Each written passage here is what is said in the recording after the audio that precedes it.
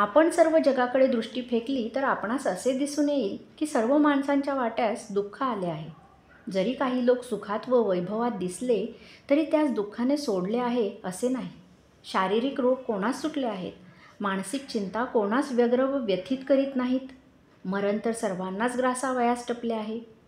जर सर्वच जण या मर्त्यभूमीत दुःखात व विपत्तीत आहेत तर अशा परिस्थितीत दुसऱ्याने दिलेल्या सहाय्याची किंमत फार थोर आहे. आपल्या विपत्तीत दुसऱ्याने दाखविलेल्या सहानुभूतीची व सहाय्याची जशी आपणास किंमत वाटते त्याप्रमाणेच दुसरा विपत्तीत पडला असता त्यास आपण जर सहानुभूती दाखवली, त्यास मदत केली तर त्याला किती आनंद होईल. आपण सुखात असू त्यावेळेस दुःखी दरिद्री लोकांची सेवा आनंदाने आपण केली पाहिजे. परंतु ज्या वेळेस आपण स्वतः दुःखात असू त्यावेळेसही आपले दुःख दूर सारून दुसऱ्याच्या दुःखाच्या दूरीकरणार्थ आपण धावून जावे. आपल्या या परमपूज्य भरतखंडात दुसऱ्याच्या दुःखाने दुःखी होणारे व ते दुःख दूर करण्याकरिता झटणारे, प्रसंगी प्राणदान करणारे असे थोर महात्मे कितीतरी होऊन गेले आहेत. अशाच एका थोर राजाची गोष्ट आज मी सांगणार आहे. फार प्राचीन काळी आपल्या देशात शुद्धमती म्हणून एक राजा होऊन गेला. हा राजा दयाळू व उदार होता.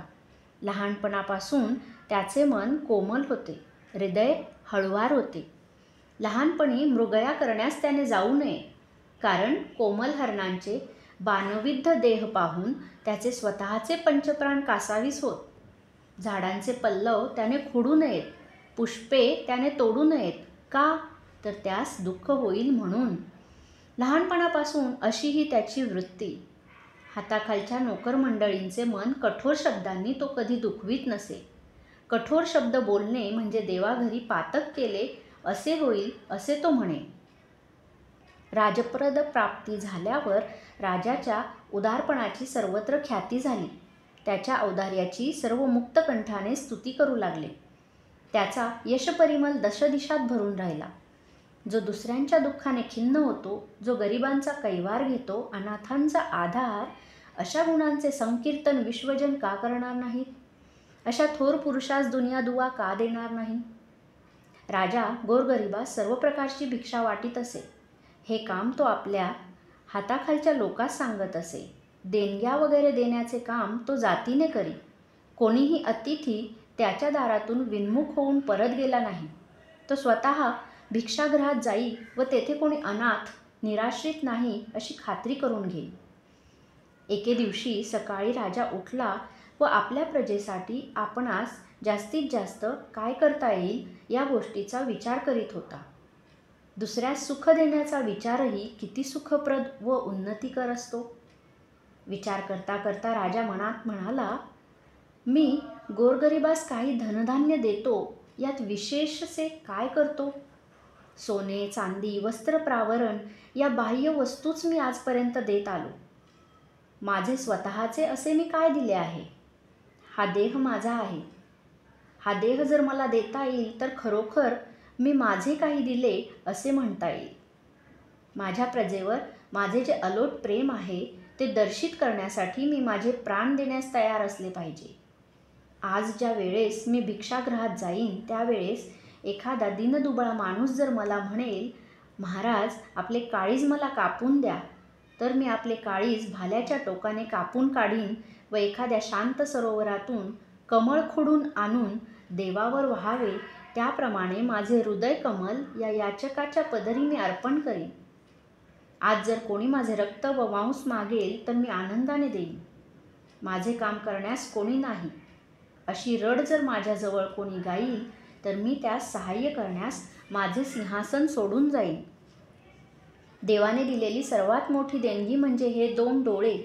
तेही जर एखाद्याने मागितले तर वृक्षावरची 2 फुले तोडून द्यावी त्याप्रमाणे ही माझी नेत्रपुष्पे मी त्या याचकास देईन. माझ्या देहाचा अशा प्रकारे उपयोग करण्यास जर मला संधी मिळेल तर मला किती आनंद होईल. राजाचे मन प्रजेवरील प्रेमाने आज भरून आले होते. तो शुचिर्भूत झाला. त्याने स्नान केले. शृंगारलेल्या हत्तीवर बसून तो भिक्षागृहाकडे गेला. राजाच्या प्रशांत भालप्रदेशावर आज अलौकिक तेज दिसत होते. त्याच्या नेत्रद्वयात प्रेमाची मंदाकिनी अवतरली होती. त्याच्या ओठावर फारच मृदू व रमणीय हास्य विलसत होते. भगवान कैलासपती शंकर यांच्या मनात राजाचे आज सत्व पाहावे असे आले. त्या राजाचा आज प्रातःकाळचा निश्चय कसोटीस लावून पाहण्याचे शंकरांनी ठरविले. राजाचा हा खरा निश्चय आहे की मनात हजारो सुंदर निश्चय येतात व मावळतात, तसेच हे लहरी विचार आहेत हे भगवंतास पाहावयाचे होते. शंकरांनी पार्वतीस आपला मनोदय कळविला तेव्हा भक्तवत्सल पार्वती म्हणाली, प्राणप्रिया, असे कठोर वर्तन करू नये. आजपर्यंत अनेक भक्तांचा आपण अमानुष छळ केला. माझे मन त्या वेळी कसे तिळतिळ तुटले. श्रीयाळ, चांगुणा यास तुम्ही किती बरे छळले होते. भक्तमणींचा असा छळ करणे आपणास उचित नव्हे. भगवान शंकर म्हणाले, वेडीच आहेस तू. अगं, सोने कसोटीस लावल्यावर मगच ते जवळ ठेवता येते. भट्टीत घालून सोने झगझगीत निघाले तर त्यास मोल चढते. परीक्षा पाहिल्याशिवाय वस्तू घेतली व मागून फसलो तर आपल्यासारखे मूर्ख कोणीच नाही. भक्तांचा मी छळ करतो, परंतु मागून मी त्यांचा बंदा गुलाम होतो. अक्षय त्यांचा ऋणी राहतो व कसल्याही आघातांचा वारा मी त्यास लागू देत नाही. पार्वतीची समजूत घालून मृत्युंजयाची स्वारी मर्त्यलोकी येण्यास निघाली. शंकरांनी एका अंध अतिथीचा वेश धारण केला आणि काठी टेकीत टेकीत व रस्ता विचारीत राजाच्या भिक्षागृहाजवळ तो पोहोचला. अंध ब्राह्मणास राजाने हात धरून सिंहासनावर बसविले. मग हात जोडून राजा म्हणाला, भगवान, किमर्थ येणे झाले? आपली काय वांछा आहे? कृपा करून सांगावी. आपले मनोरथ पूर्ण करण्याचे भाग्य मला लाभेल का?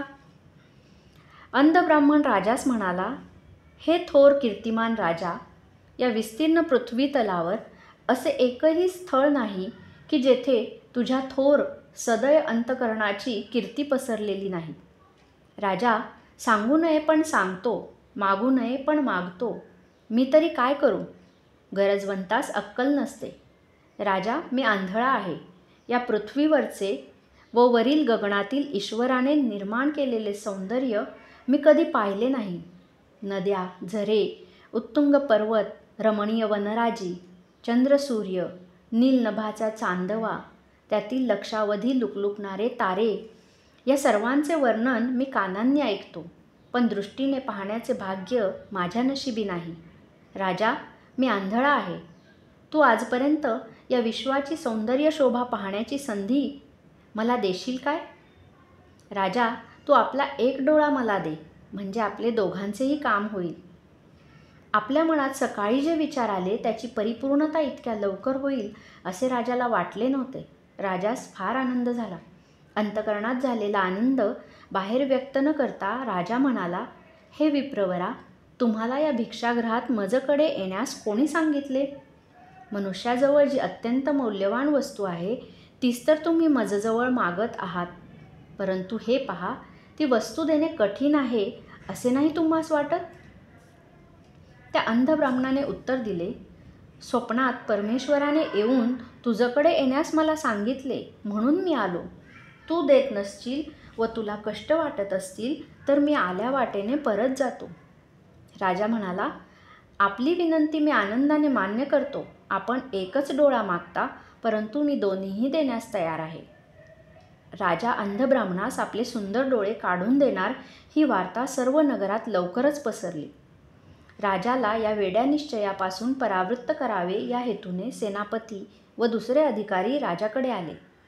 हजारो नगरवासी तेथे जमा झाले. ते राजास म्हणाले, महाराज, कोणत्याही गोष्टीस मर्यादा असते. औदार्यासही काही सीमा आहे. द्रव्य, रत्ने, माणिक मोत्यांच्या राशी, भरजरी वस्त्रांनी व मौल्यवान अलंकारांनी शृंगारलेले हत्ती, वायुवेगाचे वारू, हे सर्व काही ब्राह्मणास द्या. परंतु आपण आपले हे सुंदर कमलसम डोळे देता हे काय? महाराज, हा थोडा अविचार नाही का होत? राजा म्हणाला, प्रिय प्रजाजनहो व माझ्या मंत्र्यांनो, आपण हे सर्व सांगता हे माझ्यावरील अंध प्रेमामुळे सांगता. परंतु थोडा विचार करून पहा बरे. शरीर हे नाशवंत आहे. निश्चयासाठी, स्वतःच्या वचनासाठी जो शरीरावर पाणी सोडतो तो इंद्रालाही पूज्य होतो. तो निश्चय पवित्र असला म्हणजे झाले. दानासारखे महापुण्य दुसरे कोणते आहे?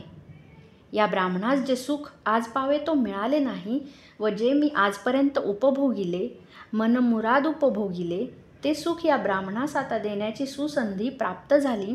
यात वाईट वाटण्यासारखे काही नसून उलट ही आनंदाची पर्वणी आहे.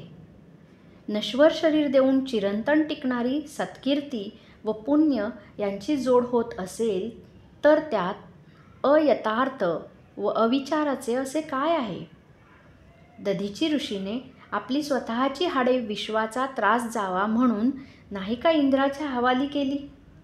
श्रियाळाने पोटचा गोळा दिला. शिबीराजाने मांडीचे मांस हसत कापून दिले. मयूरध्वज राजाने आपले अर्धांग करवतून दिले.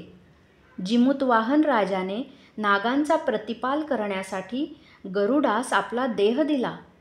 थोरा मोठ्यांची ही उदाहरणे माझ्यासमोर आहेत. शरीर हे मृण्मय आहे. मातीचे शरीर मातीत आज ना उद्या जाणार. हे कमलपुष्पांप्रमाणे असलेले डोळे आणखी थोड्या दिवसांनी लोळ्या गोळ्याप्रमाणे होतील. शरीराचे सौंदर्य व या इंद्रियांची शक्ती ही क्षणिक आहेत. यांचा मोह कशाला धरावा? धर्म हा सत्य व शाश्वत आहे. शाश्वत धर्माचा संग्रह करण्यासाठी मी अशाश्वत देऊन टाकीत आहे. यात वेडेपणा का आहे? सांगा. राजाचे हे उदात्त भाषण ऐकून सर्व विस्मित झाले. नारी नर रडू लागले. त्यांच्या डोळ्यात अश्रू आले. राजास पुन्हा एकदा त्याचे मंत्री म्हणाले, राजा, तू हे सर्व कशासाठी करतोस? आपल्या जीविताकरिता, सौंदर्याकरिता, शक्तीकरिता, कीर्तीकरिता? तुझा हेतू तरी काय? राजा म्हणाला, यापैकी कशासाठीही नाही. हे सर्व दान करून जो एक सात्विक आनंद मिळतो त्यासाठी मी हे करण्यास उद्युक्त आहे. राजाच्या शस्त्रवैद्यास बोलविण्यात आले. त्या शस्त्रवैद्यांचे हात ते कर्म करण्यास धजेनात. परंतु करणार काय? मोठ्या कष्टाने त्याने राजाचा एक कमलनेत्र काढला. राजाने तो डोळा ब्राह्मणाच्या खाचेत बसविण्यास सांगितले. एखाद्या नीलोत्पलाप्रमाणे तो डोळा ब्राह्मणास लागला. दुसऱ्या डोळ्याने त्या याचकाकडे पाहून राजा म्हणाला, आपणास माझा डोळा फारच सुंदर दिसतो. दुसरा डोळा पण तुम्ही घ्याच. राजाने दुसरा डोळा पण ब्राह्मणास दिला. राजाच्या खाचा रक्ताने भरून गेल्या व ब्राह्मणाच्या मुखमंडलावर ते सुंदर विशाल डोळे 2 ताऱ्यांप्रमाणे शोभू लागले. राजाचे चर्मचक्षु गेले पण ज्ञानचक्षु त्यास मिळाले. त्या राजाच्या अंतःकरणात डोकावून पहा. परमेश्वर कृपेने त्यास दिव्य ज्ञान झाले. त्याच्या अंतरी ज्ञानदिवा प्रशांतपणे प्रकाशू लागला. ज्या दृष्टीने केवळ सत्य दिसते अशी दैवी दृष्टी देवाने त्यास दिली. त्या राजाने पुढे काही वर्षे न्यायाने व नीतीने राज्य केले आणि लोक त्याच्यापासून जगात कसे राहावे, परमेश्वर कसे मिळवावा हे शिकते झाले. थोर लोक दुसऱ्याचे दुःख स्वप्राणत्यागानेही दूर करण्यास मागेपुढे पाहत नाहीत. असा हा भारतवर्ष होता. हाच मनाचा थोरपणा आज भारतवर्षात कितपत दृष्टीस पडतो? आपण पैशाने गरीब झालो आहोतच. आता मनाची श्रीमंती, हृदयाचीही श्रीमंती, ती पण आपण गमावून बसत आहोत का? प्रत्येकाने विचार करून पाहावे झाले.